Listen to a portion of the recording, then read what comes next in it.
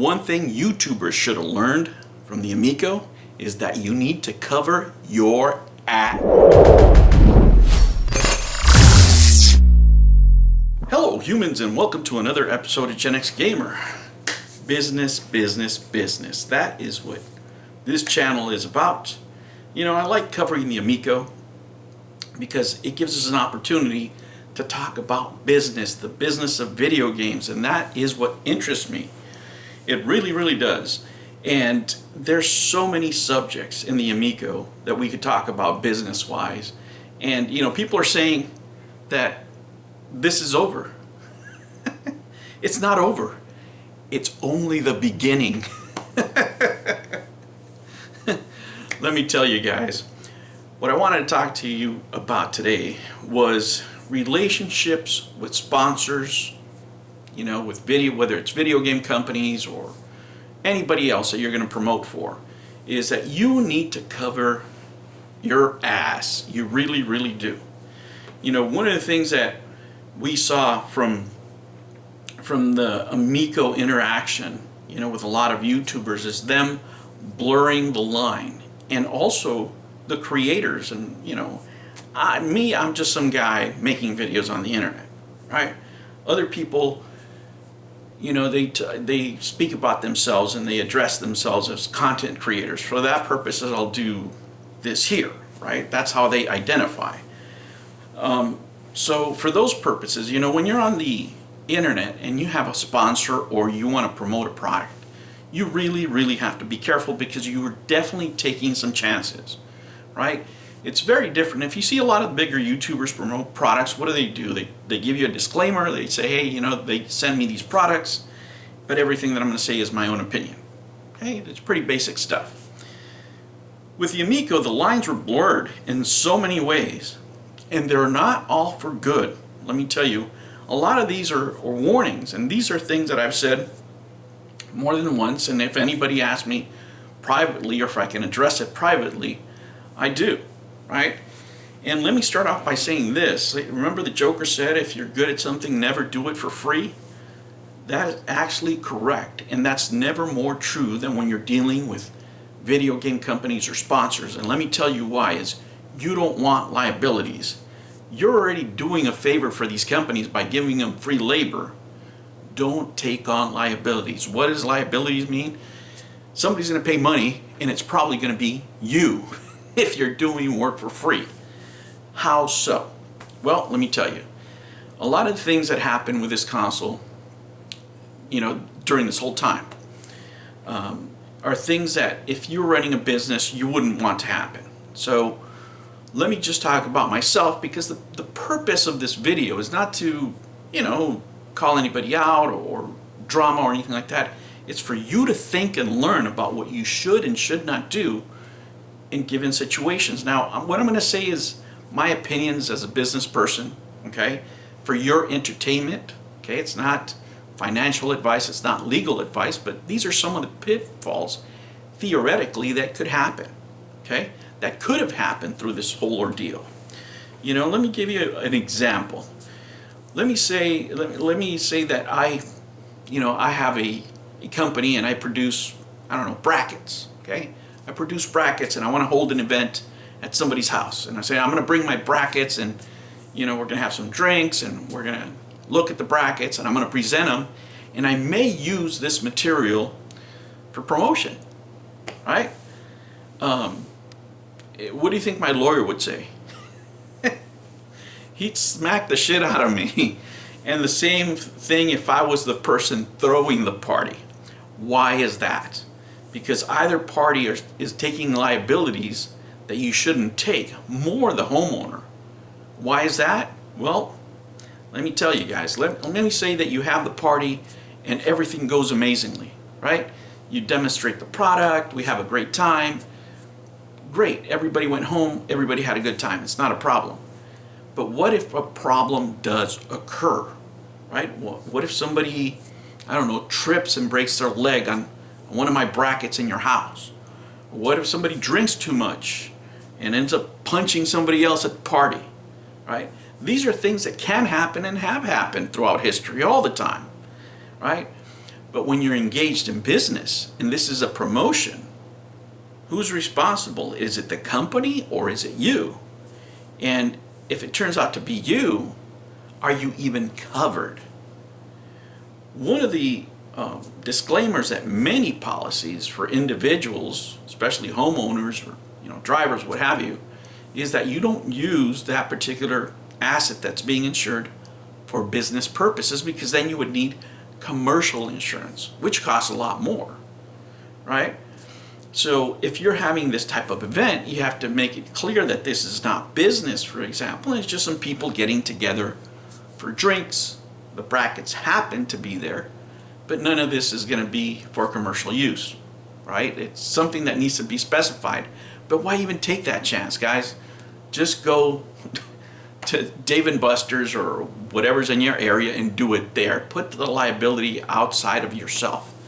Don't take it on, because you're putting yourself in great peril if something does go wrong, right? And somebody decides to sue because they got injured badly, or something unforeseen happens, and they sue you personally along with the company. Well, you personally probably have no insurance against that because you were conducting business inside your home. It's just as simple as that. And I'll give you another example. Let's say that I'm a guy, again, the guy that has this company selling brackets, and I ask you, hey, can you help me set up an event? I'm going to have an event, at Ace Hardware or something. Okay? Can you help me deliver some brackets? I can only fit half of them in my car. You deliver them for me, right? And you're really, really excited about these brackets. And you go and you're going to deliver these brackets, and smack, you crash into somebody. Yikes, right? What do insurance companies do, right?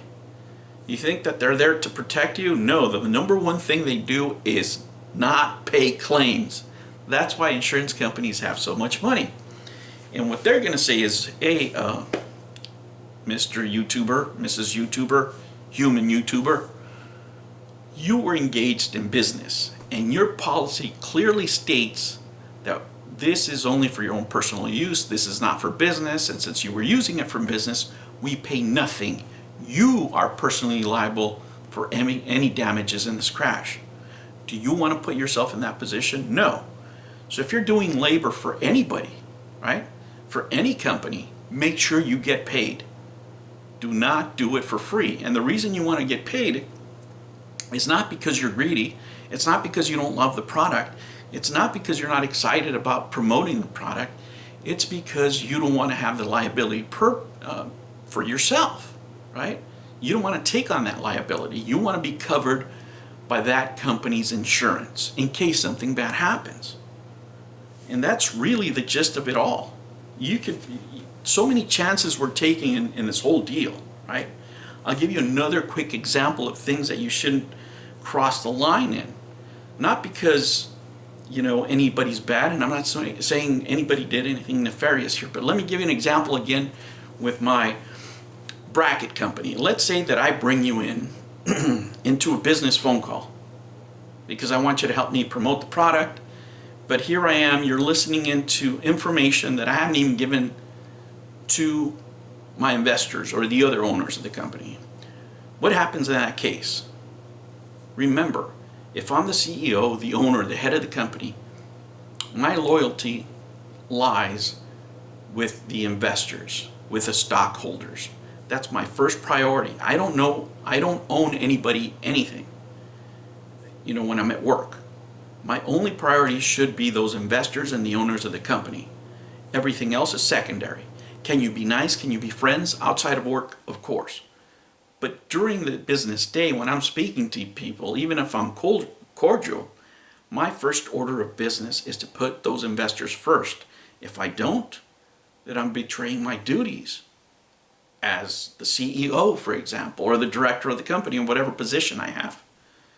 Right? You have to remember that. When somebody's at work and they're nice to you, they're still at work. You may seek a individual relationship after hours that has nothing to do with the business, that's fine, but you can't mix those together. And the reason is this, right? Let's say you're on this phone call, for example, and you get all this information, and everything's on the up and up, right? Nothing happened. You listen to the information. Somebody told you it was this or that, the other, whatever. You did nothing wrong except for what people told you to do. You try to help your buddy out. So pretend I'm your buddy and I have this company, I'm the CEO, and I run into trouble. My investments that I thought were going to be going great did not go great. And everything went south on me. And when you're talking about millions of dollars, say $15, $17 million, and I'm trying to BK the company, I didn't do things right, my investments didn't go well. Again, it doesn't have to be anything nefarious. I could just be bad at business, right? And one of the investors decides to sue me and everybody else. You know what they can do? They can depose everybody that's involved in promoting the business. And what happens then? Everybody gets deposed. Me, I work for the company. So they're going to have a lawyer for me. People around that were promoting with zero salary, they have to pay their own lawyer and show up to those depositions and miss work and do all that other stuff. We live in a very, very litigious society here in the U.S., specifically in California, right? So you don't know what an investor that feels jilted might do. You just don't know. But when those things kind of happen, they investigate everything. And how would you like it if you put all that time and effort in promoting, and now you have to pay out of pocket for a lawyer to go get deposed because I ran the company into the ground?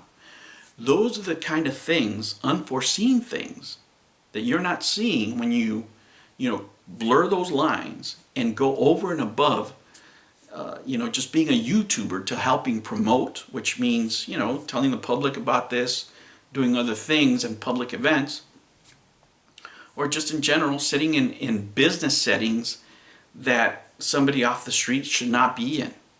Whether or not you like it at that point, everybody is calling you an agent of the company. You might even call yourself, I am the official spokesman for Gen X Gamers Bracket Company. He told me I could say that. Well, you're not getting paid, but now you said it, right? And now people are going to hold you to it. And you know who's going to hold you to it the most is investors, because they want to know what you know, especially if you're losing money. So guys, be careful. Don't blur those lines. Don't do anything for free. And before you sign anything, always talk to a lawyer. I will catch you on the next one. Take care. New videos every Monday and Sunday. Thank you for joining me on another episode of the Gen X Gamer. Remember to like and subscribe, click that notification bell, and remember, never ever be afraid to be happy. I'll catch you on the next one. Take care.